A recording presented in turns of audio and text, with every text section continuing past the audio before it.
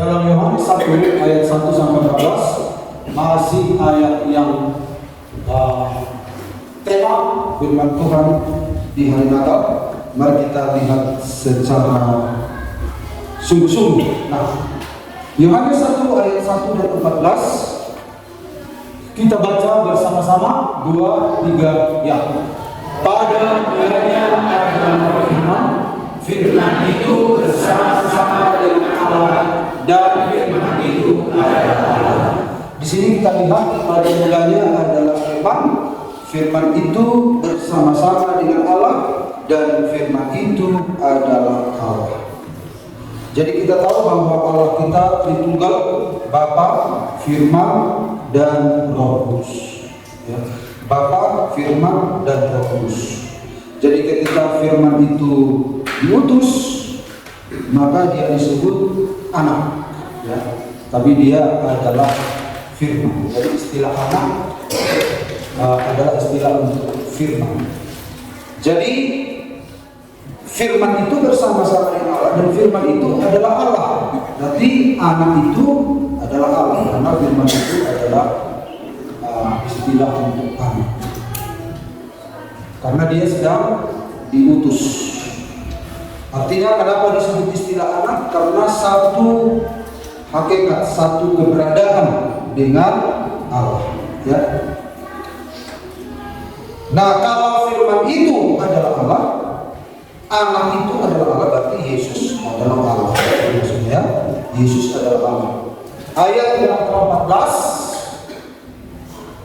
firman itu berarti kayak firman itu telah menjadi manusia dan dia di antara kita, dan kita telah melihat kemuliaannya, yaitu kemuliaan yang diberikan kepadanya sebagai anak tunggal Bapa, penuh kasih karunia dan kebenaran. Jadi ketika Yesus diutus ke dunia dalam konteks penyelamatan, firman itu diistilahkan menjadi anak tunggal Bapa. Jadi anak tunggal Bapa ini bukan berarti anak tunggal ini punya ibu, ya. Tapi maksudnya tadi bahwa Yesus itu adalah satu keberadaan, satu hakikat, ya, satu apa namanya, ya satu dengan Bapa. Nah, tentu Bapak Ibu tidak ada yang perlu bertanya tentang itu, ya sampaikan di situ Pak Pendeta, kami mendengar saja. Nah, karena itu kan sedang dipersoalkan kalau Bapak Ibu sering mengikuti perkembangan iman ya di dalam YouTube juga, ini sebuah persoalan yang sangat besar. Bagi jemaat Tuhan tidak ada persoalan di sini, tapi saya sampaikan kepada kita, mana tahu Bapak Ibu satu waktu punya pertanyaan dalam pikiran kita ketika kita mendengar di YouTube, apalagi ini. Jadi paling tidak Bapak Ibu sudah punya pemahaman sebelumnya. Ya? Nah, jadi di sini dikatakan firman itu telah menjadi manusia dan diam di antara kita, dan kita telah melihat kemuliaannya, yaitu kemuliaan yang diberikan kepadanya sebagai anak tunggal Bapa, penuh kasih karunia dan kebenaran. Kemudian dalam Ibrani 1 ayat 3 kita baca sama-sama 2, 3 ya.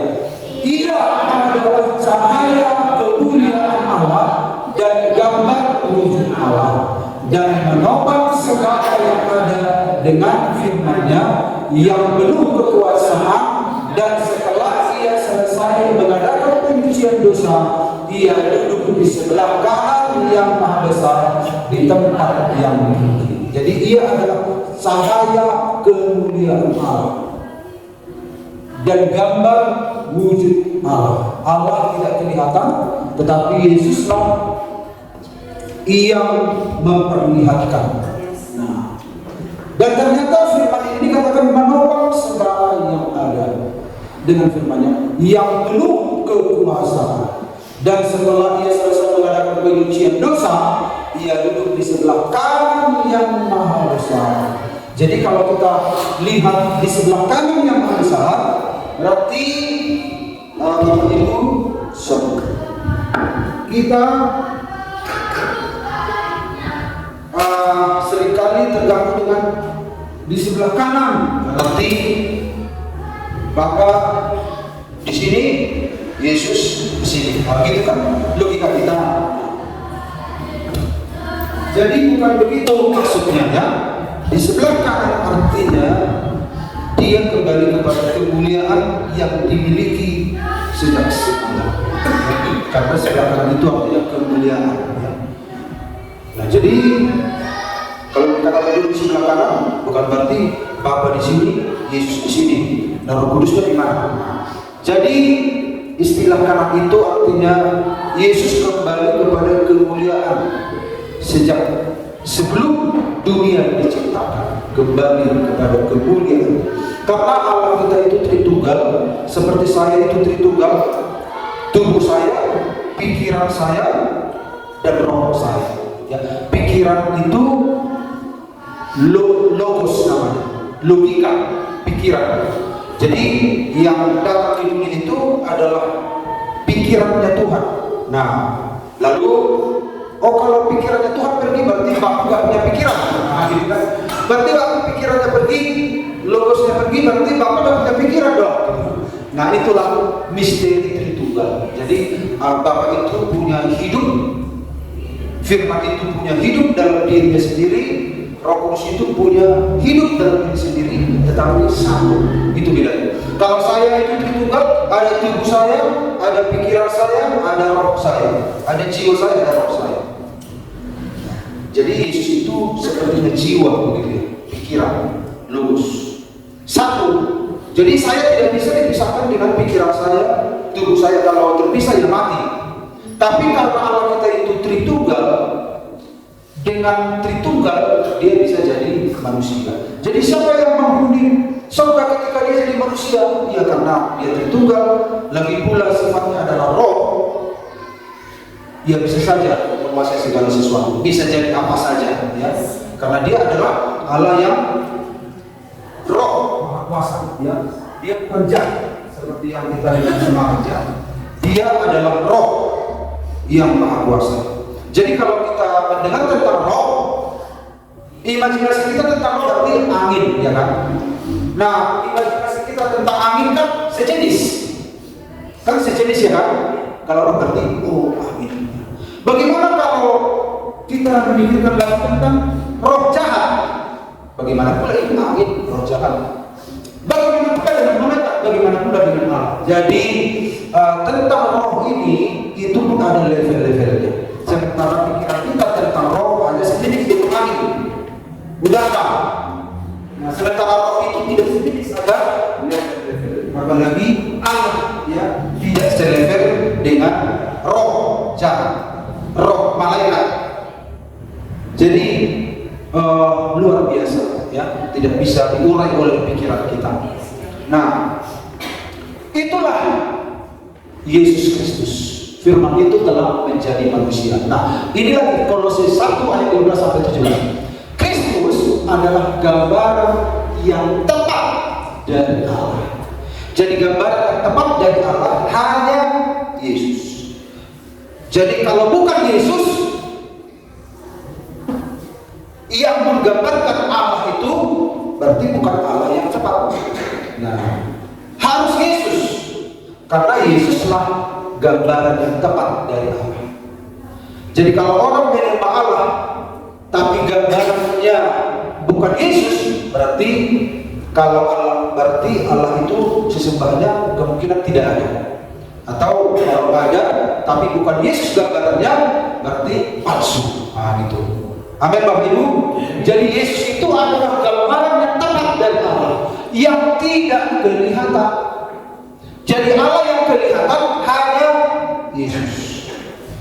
Dia sudah ada sebelum Allah menciptakan suatu apapun, dia sudah ada. Jadi dia tidak diciptakan. Kristus sendiri adalah pencipta yang menjadikan segala sesuatu di langit dan di bumi, segala yang kelihatan dan yang tidak kelihatan. Dunia roh dengan raja-raja dan kerajaannya, dengan penguasa-penguasa dan pemerintah-pemerintahnya, semuanya dijadikan oleh Kristus bagi dirinya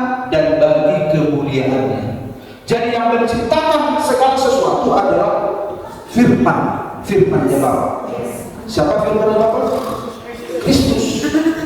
Nah, firman itu yang jadi manusia. Ternyata yang jadi manusia itu adalah Allah sang pencipta, datang ke dalam ciptaannya, datang ke dalam sejarah manusia. Seperti sebuah cerita. Cerita itu ada karena ada yang penulis cerita, ya kan? Cerita itu tidak ada kalau tidak ada sang penulis cerita. Nah, sekarang sang penulis cerita masuk ke dalam cerita itu. Masuk ke dalam cerita itu berarti Yesus datang ke dalam sejarah manusia. Nah,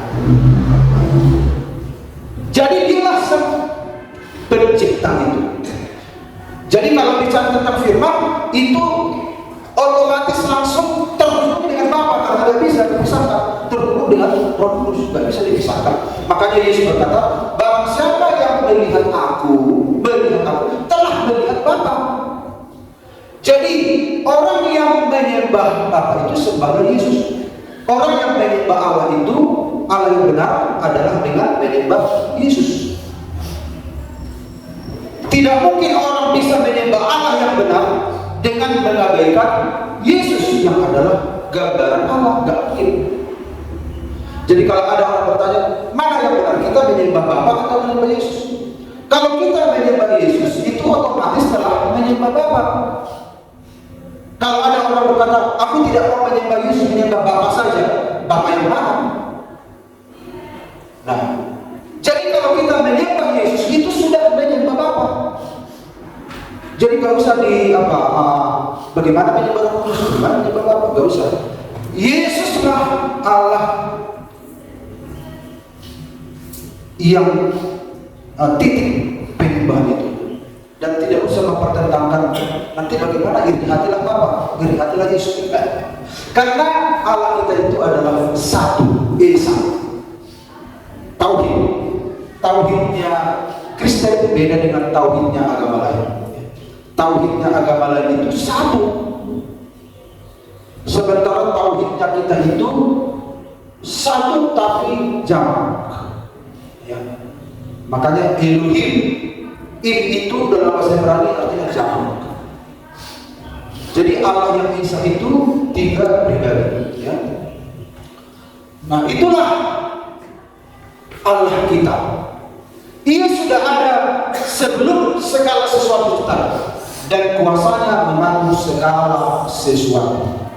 Kuasanya mengatur segala sesuatu. Makanya khusus tentang Yesus diobrak-abrik dalam perdebatan. Semua agama mengobrak-abrik tentang keberadaan Yesus. Bukan hanya di zaman sekarang, di zaman dahulu, di zaman murid-murid sampai sekarang. Jadi Yesus adalah figur yang diperdebatkan karena tidak masuk akal. Tetapi kalau kita percaya kepada Yesus, itu satu anugerah. Amin. Maka kita dengan jelas mengatakan kepada kita. Nah, mari kita lihat Bapak Ibu. Yesus jadi manusia, dan ketika yang kekal masuk ke dalam sejarah yang kekal. Nah, apa maknanya? Kita melihat beberapa hal pagi hari ini. Apa maknanya ketika yang kekal masuk dalam sejarah? Yang pertama kita lihat Bapak Ibu, Yesus adalah Allah yang kekal, bukan ciptaan sejarah. Apa artinya sejarah? Sejarah artinya punya awal, punya akhir, punya jalan cerita, punya batas waktu, punya awal waktu, punya akhir waktu. Makanya disebut apa? Kronologi, ya, punya jalan cerita. Tetapi Yesus itu di luar, ini di luar. Di sini yang ada waktu, di sini. Senin, Selasa, Rabu, Kamis, Jumat, Sabtu, tahun juga, bulan, tahun. Nah, kita ada di sini. Yesus ada di luar waktu. Nah, di jagat raya pun ada waktu. Nah, Yesus tidak terpengaruh dengan waktu itu, ya. Karena dialah yang mengontrol, ya. Dialah yang menciptakan waktu itu, ya. Dia yang menciptakan segala sesuatu. Jadi dia, Bapak Ibu, Yesus itu tidak dimulai di balungan. Jadi kalau kita merayakan hari Natal, mulanya awalnya Yesus itu tidak di balungan. Kalau kita rayakan, ya. Ia sudah ada pada mulanya. Jadi kalau kita merayakan Natal, kita tidak sedang merayakan kelahiran Allah. Seolah-olah Allah mulai ada di hari Natal. Tidak. Kita tidak sedang merayakan hari lahirnya Allah, tetapi kita merayakan awal datangnya firman jadi manusia. Itu hari Natal itu, ya. Jadi penyataan Allah yang kekal ke dalam sejarah manusia. Dia sudah ada. Nah, makanya jangan sekarang Bapak Ibu kalau tahun-tahun yang lalu sudah disampaikan oleh non-Kristen di YouTube menggemparkan sampai sekarang sengaja menghancurkan. Tapi ya kita buat saja suka. Tapi persoalannya kenapa mesti tanggal 25? Kenapa tidak tanggal 23, tanggal 21 saja mereka buat? Tapi kenapa mesti tanggal 25 yang dikenal sebagai hari besar Kristen, itu hari kelahiran? Memang sengaja begitu. Tetapi puji Tuhan, kita tidak terpengaruh dengan itu karena kita tidak terpatok pada tanggal. Tapi kan kita harus punya satu titik perayaan supaya apa dia? Tapi titik itu fleksibel, bisa tanggal 25, bisa tanggal 24, bahkan ada Januari juga Tuhan melayani merayakan Natal, apalagi di Jawa, apalagi instansi pemerintah. Bulan Januari juga ada. Bahkan bulan November sudah ada merayakan Natal. Tapi ada satu titik dibuat tanggal 25. Ya, karena tanggal 25 itu dipilihkan sebagai hari kelahiran. Ya, jadi menurut sejarah ada yang pro kontra tentang tanggal itu, tapi bagi kita tanggal itu tidak kaku, ya, itu fleksibel. Tanggal berapapun yang penting Yesus ke dunia ini, ya. Firman menjadi manusia. Bapak Ibu pernah dengar cerita itu yang saya bilang tadi, itu tanggal 25 hari. Nah, memang orang Kristen itu selalu dipersekusi, ya. Ada aniaya verbal, ada aniaya psikologis, ada aniaya sosial. Aniaya sosial itu kita disingkirkan. Anak-anak Tuhan bisa misalnya dalam kantor disingkirkan, secara sosial disingkirkan, di tengah masyarakat juga disingkirkan. Itu aniaya sosial. Aniaya psikologis itu kejiwaan kita. Salah satu ini kejiwaan ini, ya, supaya jiwa kita itu hancur gitu. Dan aniaya fisik, banyak aniaya-aniaya yang dialami oleh anak Tuhan. Tapi Yesus berkata, barang siapa yang mengikut aku, dia tidak akan luput dari aniaya. Karena kuasa kegelapan ini akan menyasar kita. Kalau kita di luar Tuhan, kita tidak akan disasar. Tapi kalau kita sudah pindah dari gelap ke dalam terang, dia merasa ada yang kurang, ada masalah ini. Oh, itu sudah keluar dari gelap. Nah, makanya disasar. Jadi bersyukurlah Bapak Ibu, ketika kita diperhitungkan iblis, berarti itu tanda bahwa kita sudah ada di posisi terang. Ya, tapi kalau tidak diperhitungkan iblis, berarti kita masih ada di posisi gelap. Amin. Nah, makanya Rasulullah berkata, tertindas itu baik bagiku supaya aku mengerti ketetapan.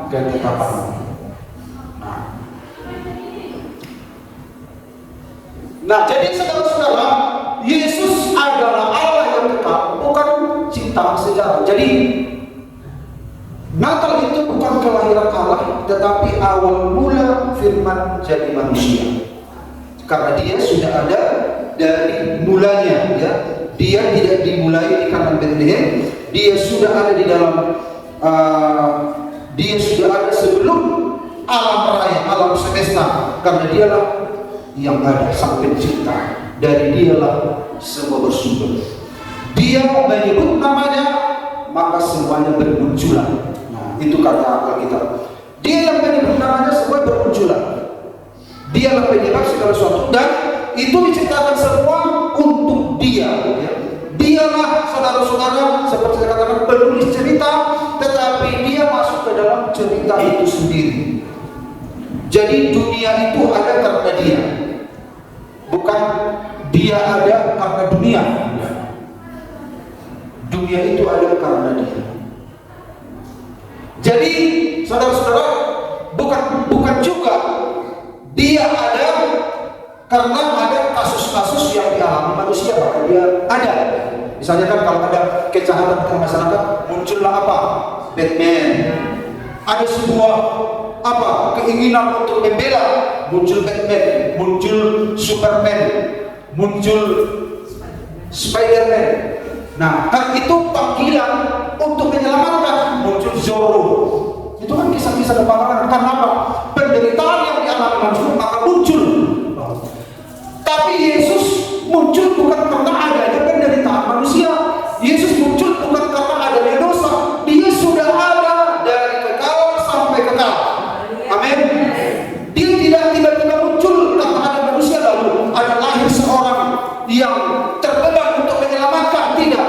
Dia sudah ada sebelumnya. Sebelum manusia ada, sebelum dunia ada, sebelum manusia jatuh dalam dosa, dan sebelum jagat raya ada, dia sudah ada. Dia bukan tokoh yang tiba-tiba muncul. Seorang pahlawan, Raden Ajeng Kartini, terpanggil untuk membela hak wanita. Pahlawan-pahlawan terpanggil untuk menolong rakyat yang terjajah. Tidak, dia sudah ada. Terjajah tak terjajah, berdosa tak berdosa manusia, dia sudah ada. Dia bukan orang yang tiba-tiba religius. Enggak, dia memang Allah yang dari awal. Itulah Allah kita, itulah Yesus Kristus. Nah, di dalam Alkitab dikatakan Yohanes 8 ayat 58, kalau Yesus kepada mereka, aku berkata kepadamu, sesungguhnya sebelum Abraham jadi, aku telah ada. Nah, ini membuat hati orang Yahudi cedera. Umurmu saja belum 50 tahun. Kenapa kau bilang sebelum Abraham jadi, aku sudah ada? Karena memang Yesus sudah ada. Sebelum Abraham, orang yang kalian segani itu, aku sudah ada. Dan aku bercakap-cakap dengan Abraham. Nah, kapan Abraham bercakap-cakap dengan Yesus? Ketika Abraham duduk-duduk merenungkan nasibnya di siang hari, panas terik, duduk-duduklah dia di pintu rumahnya merenungkan mertukulosa, merenungkan nasibnya. Tiba-tiba datanglah 3 orang di siang hari. Langsung Abraham mengangkat mukanya. Langsung dia tahu itu adalah sosok yang ilahi, turun dari surga. Lalu dia sajikan persembahan. Dia olah langsung lembu, anak lembu, lalu dikasih makan. Jadi itu adalah Teofani namanya. Ya, Teofani, bukan Stefani. Teofani. Apa artinya Teofani? Penampakan Allah seperti manusia sebelum inkarnasi. Nah, kalau firman jadi manusia berarti inkarnasi. Inkarnasi artinya karnai. In itu ke dalam, karni itu daging. Ya. Inkarnasi, firman menjadi daging. Jadi kalau Teofani itu penampakan Allah sebagai manusia, tapi belum jadi manusia. Tapi dia menampakkan diri menjadi manusia. Lalu 2 orang diutus ke Sodom Gomora. Kita ketahuilah kisahnya, berarti ternyata 2 orang itu adalah malaikat. Yang 1 orang naik ke mana? Ke surga, ke langit. Ternyata yang mendampingi 1 orang ini 2 malaikat, karena Allah akan menghukum Sodom Gomora. Yang 1 orang ini naik. Yang 1 orang itulah penampakan firman. menjadi manusia, sebelum dia menjadi manusia. Nah, inilah orang yang berbicara dengan Abraham. Maka Yesus berkata, sebelum Abraham ada, aku sudah ada. Dan Abraham telah melihat hari-hariku, katanya. Jadi setiap pribadi yang menampakkan diri, Allah yang menampakkan diri dalam wujud manusia, itulah firman. Dalam bahasa Ibrani, dafar, ya. Dalam bahasa Arab disebut memra, dalam bahasa Yunani logos. Jadi dia sudah menampakkan diri, tapi belum jadi manusia. Nah, di hari Natal baru dia menjadi manusia. Tapi sebelum itu dia sudah menampakkan diri. Bahkan ketika Adam, Allah berjalan-jalan di Taman Eden. Nah, bagaimana bisa berjalan-jalan? Itu adalah dafarnya Allah. Jadi benar-benar firman itulah, saudara-saudara, cahaya kemuliaan Allah yang menampakkan diri kepada manusia. Satu-satunya pribadi yang Allah yang terlihat hanyalah firman. Dan firman itu jadi daging, gabi daging katanya, gabi jolma. Beda dari kata gabi jolma, menjelma, ya, menggunakan istilah menjelma. Padahal menjelma beda dengan inkarnasi. Kalau menjelma kan bisa jadi-jadian, misalnya harimau jadi menjelma jadi harimau. Ini menjelma jadi. Jadi istilah yang tepat adalah inkarnasi, menjadi daging. Allah berinkarnasi, ya. Jadi saudara-saudara, inilah Yesus. Dan dikatakan dalam Yohanes 1:8, aku adalah Alfa dan Omega, firman Tuhan Allah. Nah, Yesus yang mengatakan ini, dan dia mengaku dia adalah Tuhan Allah yang ada dan yang sudah ada dan yang akan datang, yang maha kuasa. Yesus adalah Allah yang maha kuasa. Jadi kalau ada agama lain bertanya-tanya, di mana dikatakan Yesus adalah Tuhan? Dilihat dalam kitab kami. Di mana disebut Yesus itu Allah? Ini. Aku adalah Alfa dan Omega, yang awal dan yang akhir. Firman Tuhan Allah yang ada dan yang sudah ada dan yang akan datang, yang maha kuasa. Dan Titus 2 ayat 13.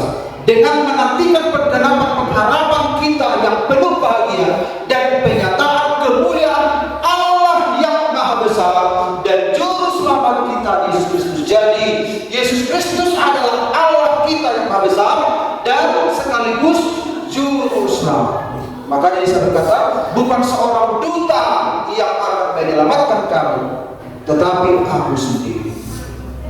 Benar, Yesus firman jadi manusia. Jadi Allah sang pencipta datang ke dalam penciptaan. Dia membatasi diri. Dalam Filipi dikatakan di sana, dia mengosongkan diri.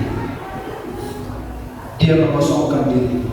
Dia membatasi diri demi mencari saudara bersama. Jadi Allah sang pencipta pernah mampir, dia pernah menjejakkan kaki di dalam sejarah dunia ini. Dan dia ada lewat kuasa-Nya. Dia tidak meninggalkan. Nah, apa artinya ini pada kita, saudara-saudara? Jadi, jika kita tahu bahwa Yesus adalah Allah yang kekal, bukan ciptaan sejarah, bagi kita berarti kita aman di dalam tangan-Nya, sekalipun dunia berubah. Amin. Berarti kita aman. Tidak perlu takut. Dia yang menguasai segala sesuatu. Dia yang menguasai segala masalah. Makanya dikatakan Allah kuasa melakukan segala perkara. Allahku maha kuasa. Dia ciptakan seisi dunia, atur segala masa.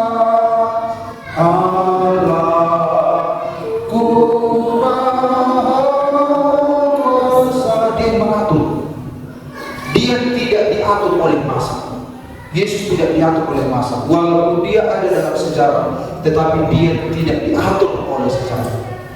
Justru dia yang mengarahkan sejarah itu. Dia yang mengatur segala masa. Dia yang menciptakan semua masa. Jadi saudara-saudara, jika Yesus adalah Allah yang kekal, maka iman kita tidak boleh bersifat sementara. Karena Allah kita itu kekal, berarti Allah kita nggak boleh bersifat sementara.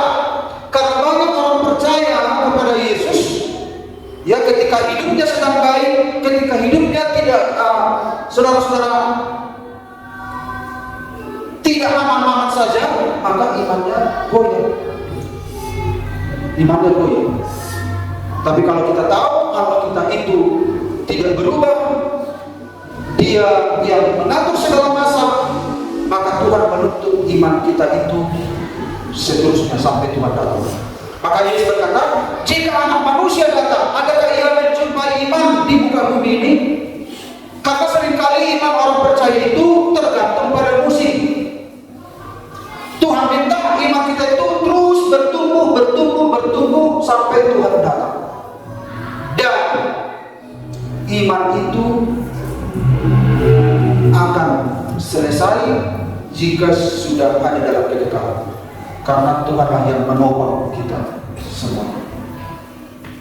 Jadi kita harus berhubung dengan Tuhan. Dia adalah sumber kekuatan kita. Bagaikan sebuah listrik, ini listrik Bapak Ibu, sebagus-bagusnya listrik, ini lampu listrik. Kalau tidak ada arus, apalah artinya lampu hias? Apalah artinya bohlam? Karena ada arus listrik, maka berartilah semua keindahan bohlam. Apalah artinya hidup kita kalau tidak terhubung dengan sumber kuasa, yaitu Yesus Kristus? Makanya ketika kita tersambung dengan sumber kuasa, yaitu Yesus, maka hidup kita akan berarti, hidup kita akan berguna. Haleluya! Saya sedikit berpikir bagaimana yang mengungkapkan pikiran ya Tuhan. Bagaimana mengungkapkan pikiranmu yang dahsyat ini bagi semua orang. Ini luar biasa, ini dahsyat. Bicara tentang Yesus, banyak sekali ayat Alkitab untuk mengungkapkan siapa dirinya, yang memberitahukan kita siapa Dia sesungguhnya. Dan hanya Roh Kudus yang bisa menolong kita untuk mengerti. Roh Kudus memberikan penerangan dalam hati kita. Ini sesuatu yang ajaib. Amin Bapak Ibu. Nah, kemudian yang berikut kita lihat. Yesus masuk ke dalam sejarah untuk memulihkan sejarah manusia yang rusak. Manusia telah rusak. Jadi kalau semalam kita lihat firman Tuhan tentang paham-paham Allah.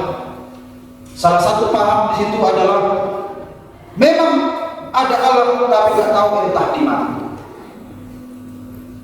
Ada juga paham mengatakan ketika Allah, kami percaya Allah menciptakan bumi ini, tetapi Dia pergi entah kemana. Setelah Dia membuat sistem di dunia ini, ada musim panas, musim dingin, ada hujan, ada angin, semua berlangsung begitu rupa.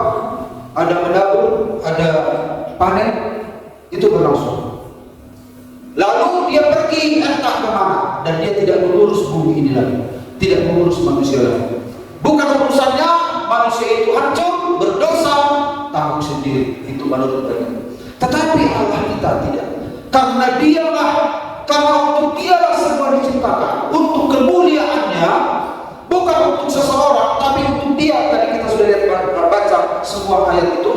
Segala sesuatu diciptakan untuk Dia, baik kerajaan-kerajaan, kuasa-kuasa, malaikat-malaikat, jagat raya diciptakan untuk Dia, oleh Dia, untuk Dia. Dan manusia diciptakan juga untuk Dia. Karena Dia tahu, karena Dialah sumber, karena dari Dialah ide penciptaan untuk Dia, maka Dialah yang merasakan betapa penting ciptaan itu kembali untuk Dia. Makanya iblis, karena iblis itu bukan dia sang pencipta, maka dia nggak peduli, rusak nggak peduli. Seperti semalam saya katakan, orang tua lah yang peduli tentang anaknya sakit, anaknya tidak makan, anaknya bagaimana masa depannya. Kalau ada orang lain berpikir terbeban sama anak kita, itu bagus, tetapi pastilah yang lebih terbeban adalah orang tuanya sendiri. Orang tua adalah yang punya kasih yang lebih besar terhadap anaknya dibanding orang lain terhadap anak kita.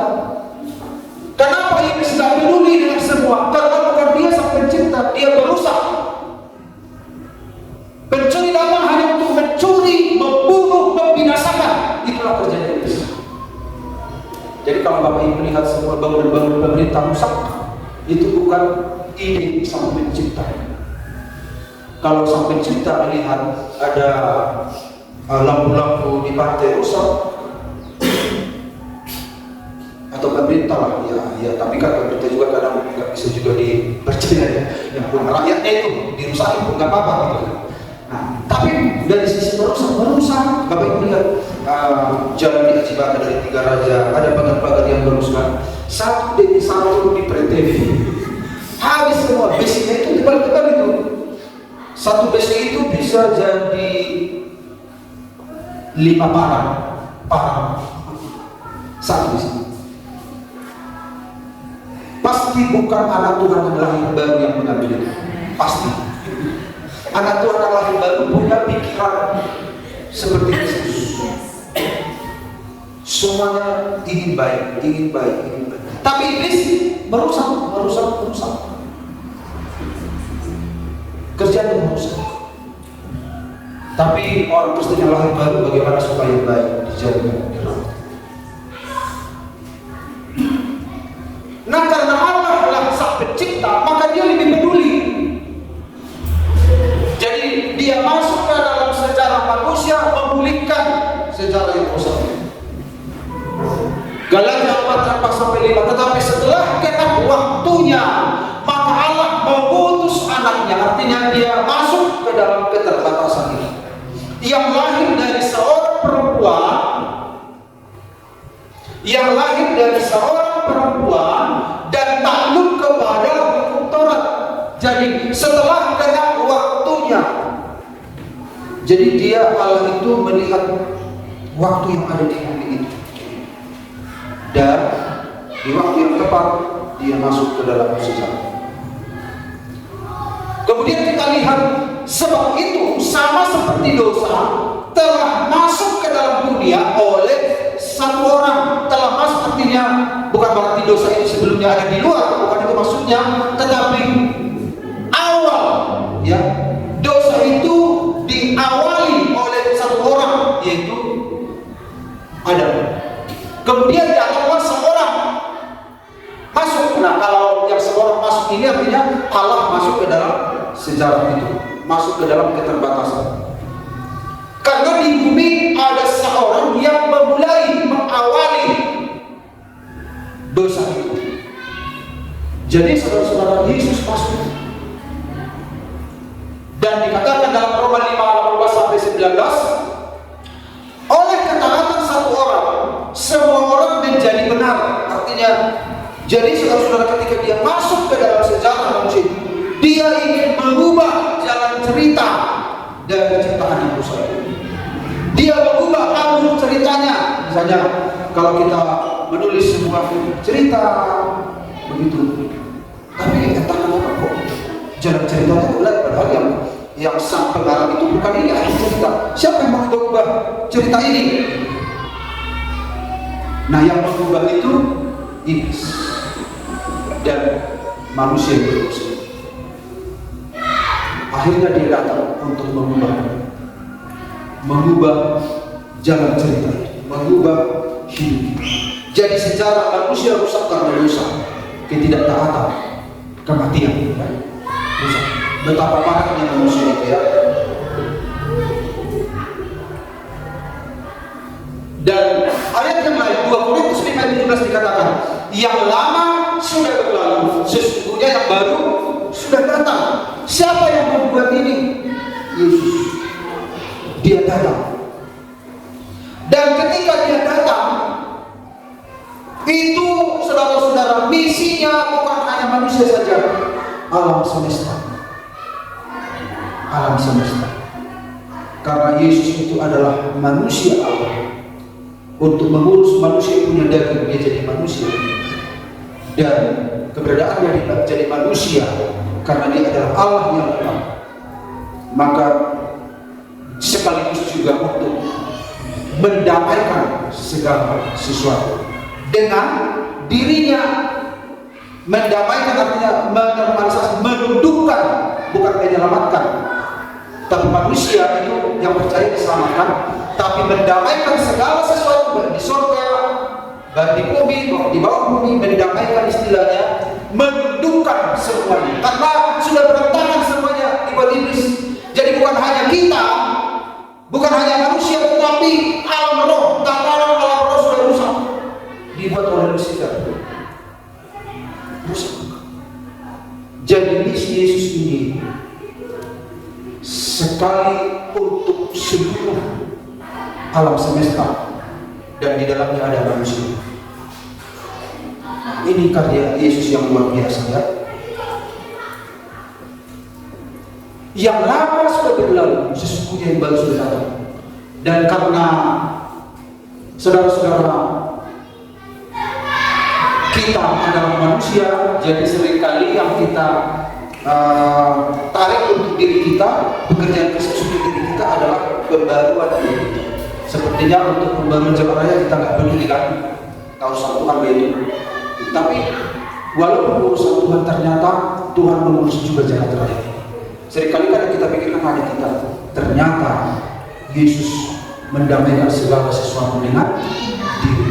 Setelah semuanya itu ditundukkan pada dirinya, maka dia sendiri menundukkan diri kepada Bapa. Karena misinya firman itu adalah mengembalikan segala sesuatu kepada dirinya sendiri. Ini tingkat luar biasa ini. Tingkat luar biasa. Tapi kan yang kita pikirkan apa? Jangan kamu mati diriku dalam kegelapan. Karena kita masih dengan kebutuhan-kebutuhan kita, akhirnya misi Yesus yang besar ini tidak kita pikirkan. Ternyata berhasil. Jadi kalau kita melihat rancangan Allah yang luar biasa ini, apalah artinya penderitaan ini? Apalah artinya kesusahan ini? Mengapa aku perlu sakit hati kalau orang itu bertumbuh, kalau orang itu diberkati? Mengapa aku iri hati kalau orang itu tambah kulkasnya? Mengapa aku iri hati kalau ada tambah handphonenya? Ternyata gak level-level di situ lagi. Amin? Gak level di situ lagi karena dahsyat sekali ya pekerjaan. Dialah Tuhan kita. Kita berpegang kepada Dia, tidak berubah. Makanya Rasul Paulus berkata, hidup kepada Kristus mati dengan keuntungan. Segala perkara dapat kutanggung di dalam Dia yang memberi kekuatan kepada Dia. Lihat dari sisi ini. Dan yang ketiga kita lihat Bapak Ibu, Yesus menjadi pusat baru bagi hidup dan tujuan manusia. Sebelumnya manusia itu gak punya arah. Alam semesta itu jadi bagaikan saudara-saudara bintang-bintang yang keluar dari peredarannya. Iblis juga keluar dari tugas-tugas yang sudah digariskan oleh Tuhan. Malaikat yang keluar dari tugas yang digariskan oleh Tuhan akhirnya jatuh. Semua Tuhan sudah atur sesuai dengan hikmatnya. Bahkan keselamatan pun dengan hikmatnya terjadi. Makanya Paulus berkata, oh betapa dalamnya hikmat dan pengetahuan. Siapakah yang mengerti pikiran Allah? Tapi Paulus berkata, tetapi kami memiliki pikiran Kristus. Artinya kita bisa memahami pikiran Allah lewat memahami pikiran Kristus. Kalau kita memiliki Kristus dalam kehidupan kita. Yesus menjadi pusat. Waktu manusia jagat raya ini jatuh dalam dosa, manusia itu, ciptaan itu membuat dirinya menjadi pusat. Makanya kalau Bapak Ibu lihat, malaikat-malaikat itu diciptakan untuk apa? Untuk kemuliaan Tuhan. Oleh karena kehendakmu semuanya itu telah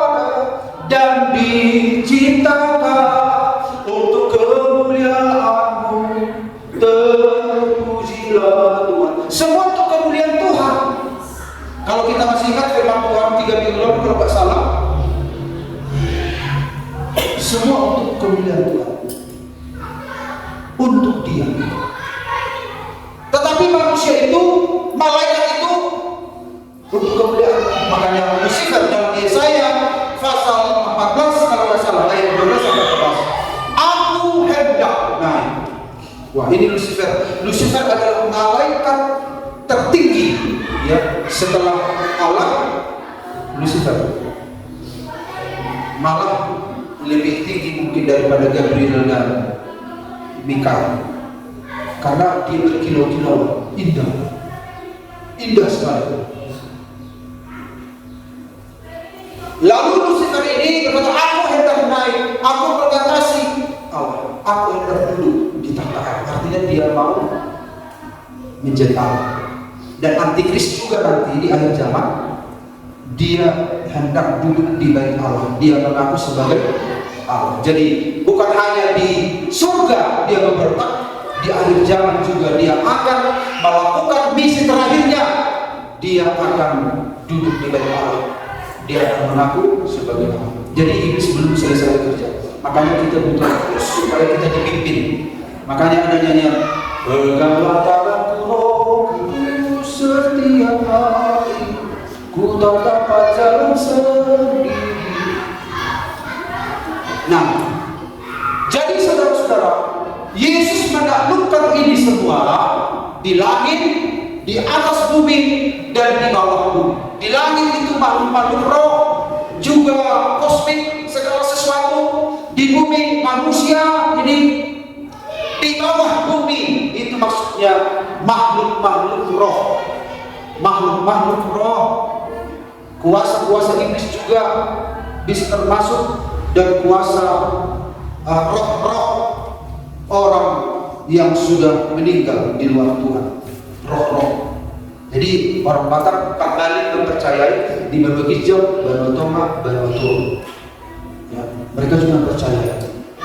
Tetapi Alkitab mengatakan bahwa Yesus menguasai, menundukkan semuanya ini. Ini sudah sempat berjalan dengan keinginannya sendiri, ini lagi, dan semuanya itu ditundukkan di bawah kaki Kristus.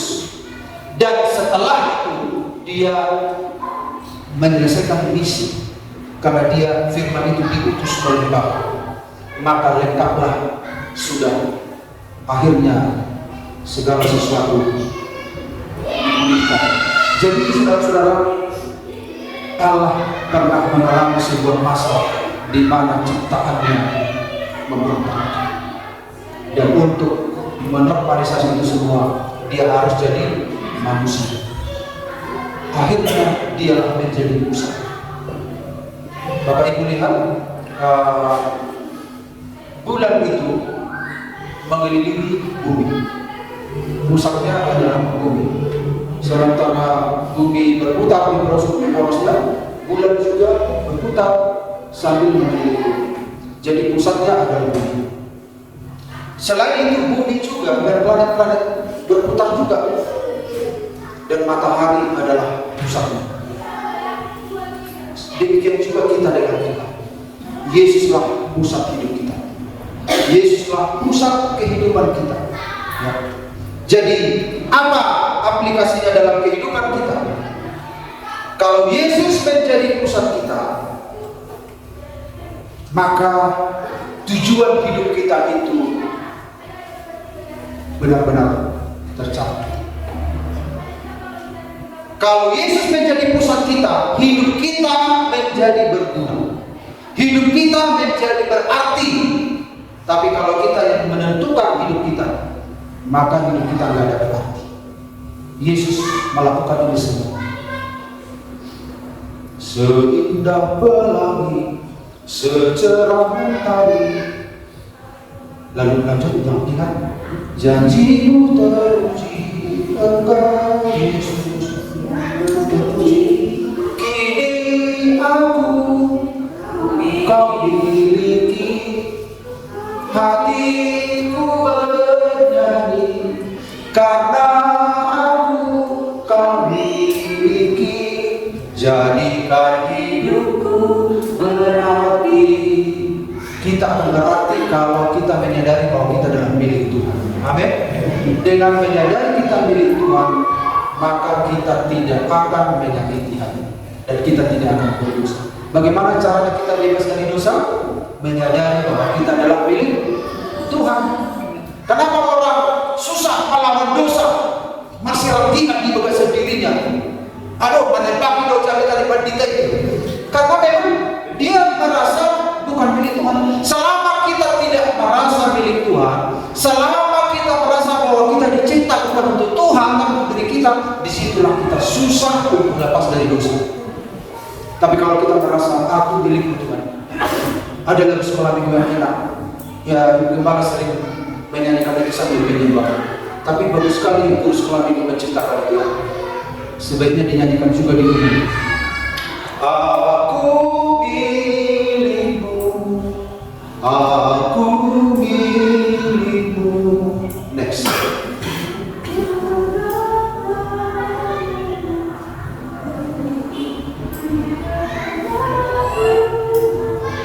Aku milikmu, aku milikmu. Terus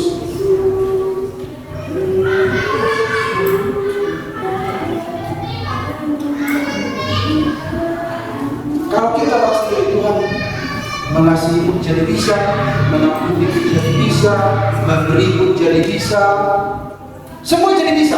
Kenapa? Kita tahu bahwa kita adalah milik Tuhan. Bagian yang terakhir 2 Korintus 5:15, supaya mereka yang hidup tidak lagi hidup untuk dirinya sendiri, tetapi untuk Dia yang telah mati dan telah dibangkitkan untuk mereka. Efesus 10, mempersatukan dengan Kristus sebagai kepala segala sesuatu. Roma 11:6, sebab segala sesuatu adalah dari Dia dan oleh Dia dan kepada Dia. Itulah tujuan firman jadi manusia yang kekal datang menjumpai, yang tidak kekal karena dosa. Pada akhirnya orang yang merasakan milik Kristus, dia mengalami kehidupan yang kekal. Haleluya. Demikianlah renungan kita menyanyikan nyanyian ini. Haleluya.